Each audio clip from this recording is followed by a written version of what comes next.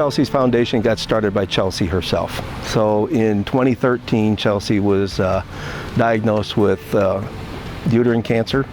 And once she found out how invasive it was, she decided to do a full hysterectomy. So she just didn't want to deal with the cancer at all. So she went through a full hysterectomy in January of 2014. And by July, she had finished up all of her chemotherapy treatments and so forth, which it seemed like everything was going just fine. And we went for that final wrap-up scan.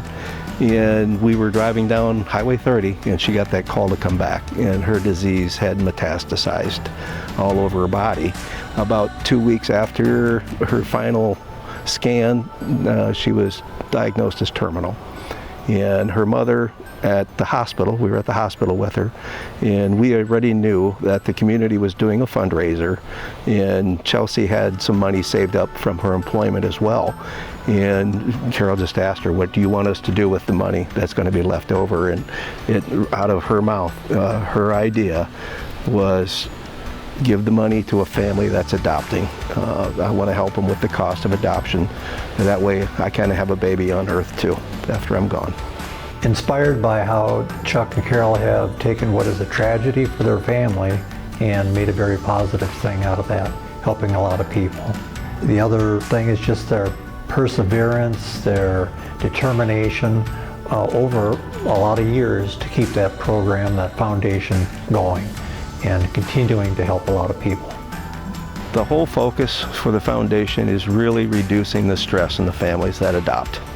A lot of these families will take a second mortgage on their homes. They'll all their credit cards will be maxed out. They'll take loans from families, bank loans, things like that.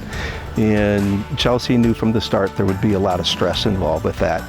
And so we try to make an impactful grant to each of the families so that we can reduce that stress and they can enjoy their new family and get to know their children. The Bildstein family is very much a resource in connecting families that are going through the adoption process.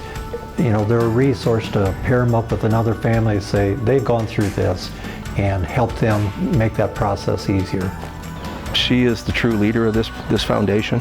I take a lot of inspiration from what she went through and how she handled herself through that.